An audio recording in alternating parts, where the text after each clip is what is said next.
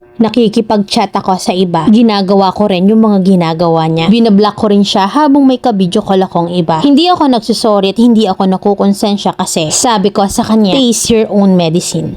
16 years old pa lang ako nung nabuntis ako ng partner ko. At 1 year pa lang yung relasyon namin that time. At 17 ako nang nanganak ako sa panganay ko. Way back 2020 to 2021, wala pa kaming anak ay super saya namin palagi. Na kahit na gaano pa kalakas yung toyo ko, kayang-kaya niyang i-handle. And every time na makikipaghiwalay ako sa kanya sa mababaw na dahilan ay palagi siyang napunta sa bahay. Palagi niya akong piniflex sa social media at hindi rin siya bumabarkada dahil nakafocus lang siya sa akin. Kasi ako yung first niya sa lahat. Na ganun din naman ako. Kaya nga bilib sa akin yung mga tropa at pamilya niya dahil nagtino sa akin yung partner ko, which is sobrang bugok dati. Pero nung January 2022, doon na nagbago ang lahat. Napagod siya sa akin dahil sobrang selosa ko na ultimo pinsan ko pinagseselosan ko. Nakipaghiwalay ako sa kanya sa sobrang babaw na dahilan at nabigla ako dahil pumayag siya. Napagod na rin siguro sa ugali ko. February 2022 ay nalaman kong buntis ako. Pero hiwalay na kami that time kaya naman hinabol ko siya at nakipagbalikan naman siya. Sobrang stress ako dahil nagbago na yung partner ko. Ilang buwan kaming hindi nag-uusap, ni kamusta or pagpapacheck up ay wala. Puro barkada at bisyo ang inaatupag niya. May 2022 ay nalaman ng magulang ko kaya pinapunta sila sa bahay namin para mamanhikan. At pinagsama kami ng mga magulang namin pero hindi nila alam na sobrang labo na ng sitwasyon namin. Umuwi ako sa kanila pero para lang akong tau-tauhan na gagamitin sa gabi. Pero maghapon naman siya sa galaan. Kaya sa sobrang stress ko, dinugo ako at umuwi ako sa amin. Umiyak siya noon at sorry sa akin. Hanggang sa mga anak na ako at mahal naman niya yung bata. Pero kaming mag-asawa ay nananatiling malamig sa isa't isa. Na magkasundo lang kami kapag may mangyayari sa amin. Ilang buwan pa lang yung anak ko ay nasundan na agad at tinago ko na naman sa lahat. Nahihiya kasi ako dahil 18 pa lang ako ay magdadalawa na yung anak ko. Same month ng anak kong panganay ay nanganak din ako ng September. At dun pa lang nalaman ng pamilya ko at pamilya niya na buntis ako. Nagalit sila sa akin dahil nabigla sila lalo na sa gastusin sa hospital. Pero tinanggap pa rin naman nila. Ilang beses rin kami naghiwalay mag-asawa ngunit nagkakabalikan rin naman. At kahit pa ilang beses kami naghiwalay ay never siyang kumausap ng ibang babae. Na kahit nga isang friend sa Facebook ay wala. Na kahit na hindi siya sweet at sobrang lamig niya ay never siyang ng babae that time. Pero year 2024 ay kakaiba yung hiwalayan namin. August 30 ay umuwi siya sa kanila dahil nag-away kami dahil lang sa ML. Nasaktan niya ako at lumaban ako at napahiya siya kaya umuwi siya sa kanila. 5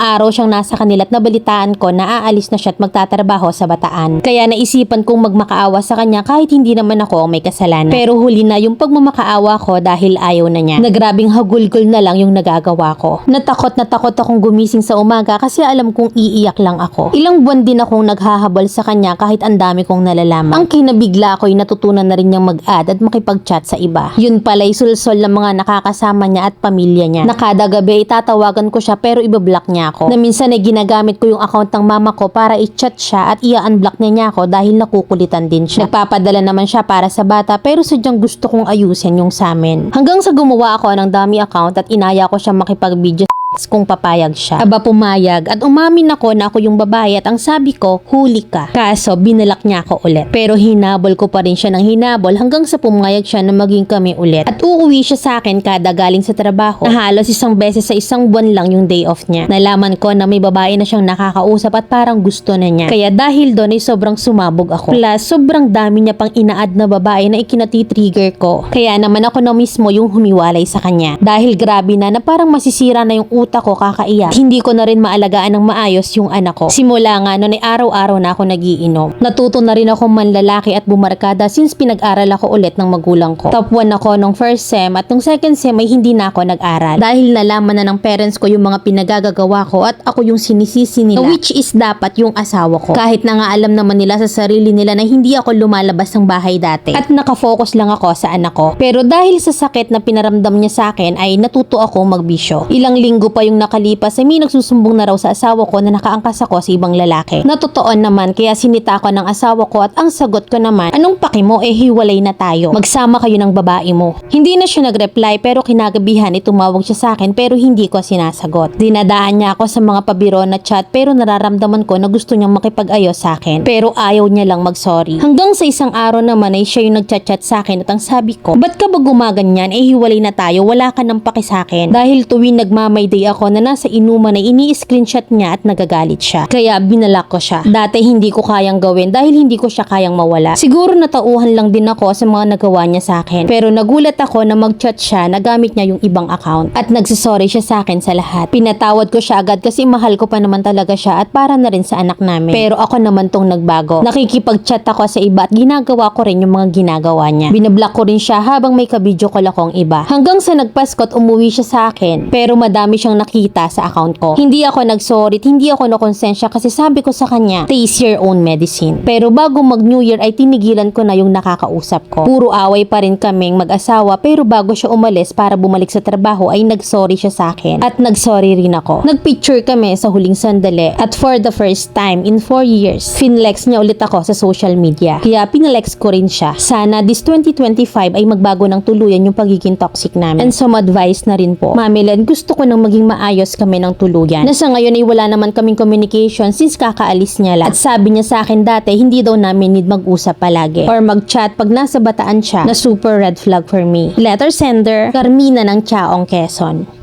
Ito yung sinasabi ng karamihan na magtagpo yung parehong manloloko at maging karma nila pareho yung isa't isa. Alam mo walang remedyo sa inyo. Kasi feeling ko pag may isang sumalise, lilihis din ng isa, gantihan kayo eh. Alam mo yung mas nakakaawa sa sitwasyon nyo. Yung pinasok nyo yung pagpapamilya, umikot sa inyong kwento at karma. Pero yung anak mo, iniiri mo lang sa kwento. Then that's it. May anak ka lang at ang whole story mo lahat gaguhan na. Pagwalwal kayo kung walang batang nadadamay. Feeling dalagat binata kayo eh. Recap tayo. Nagsimula lang naman yan sa pagiging pabebe mo. Nawa ang lalaki sa'yo sa sobrang OA mo. At nung nakita niya na hindi mo kaya, siya naman yung nagpabebe. Dahil doon hinabol mo, napagod ka at ang ending nagloko ka. Na pati pag-aaral mo, tinabla mo, wala kang awa sa magulang mo. Hindi ba pwedeng ang revenge mo bilang babae yung magsumika? Ipakita mong kaya mo ng walang lalaki at mag-focus ka sa anak mo kasi dalawa yan eh. At sana yung proud to say na ikaw yung sinayang, wala sa isip mo yon. Ngayon na nagkabalikan kayo, maasa ka sa konkretong relasyon. Paano pag hindi? Do the cycle again. Ang karma walang pinipili yan. You get served what you deserve.